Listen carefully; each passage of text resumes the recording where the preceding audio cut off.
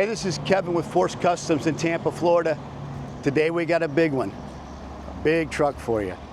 This is a 2024 F350 long bed with a 10-inch Stryker lift kit. Now this is optioned up with the long arms, the cradle in the rear, has the long arm traction bars as well. Beautiful, beautiful kit, 10 inches tall, Fox shocks, got the Force nameplate in here to brand us. The Platinums come pretty loaded out, so this one's got boards that come down, still be a little bit of a trip up there.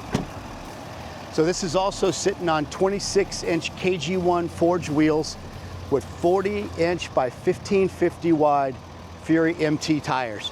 So it is a big, big truck. This is was built for Furman Ford in Clearwater, Florida. If you'd like to have your truck done this way as well, anywhere between a level kit all the way up to a 12-inch, we can do it here at Force Customs, Tampa, Florida.